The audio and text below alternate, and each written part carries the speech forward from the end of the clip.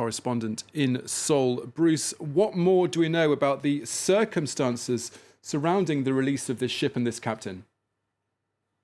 Thomas, Iran has maintained this entire time that the South Korean ship Hanguk Kimi had violated environmental maritime laws, but it's widely believed this, yes, was a pressure tactic. It was trying to force South Korea to unfreeze funds in banks here um, regarding Iranian and South Korean deals on oil. Those funds were frozen in 2019. South Korea is heavily reliant on oil imports. It's a rather resource poor nation.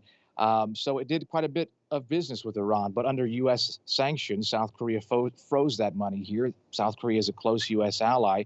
And like I said, this is believed to be a pressure tactic against Seoul to release some of that money.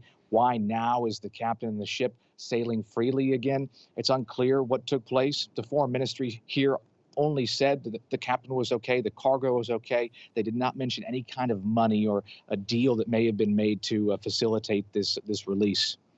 Bruce, secondly, just how big of an issue is this release where you are there in South Korea?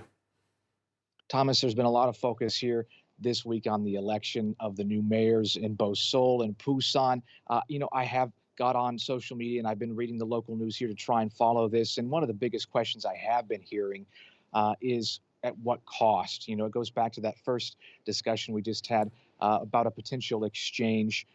What kind of deal did South Korea make? Last month, the Secretary of State, Anthony Blinken, said South Korea should not be unfreezing those funds until Iran comes back into compliance with the nuclear arrangement that former President Trump pulled out of. Did South Korea facilitate some kind of deal that would frustrate the United States? It's unclear.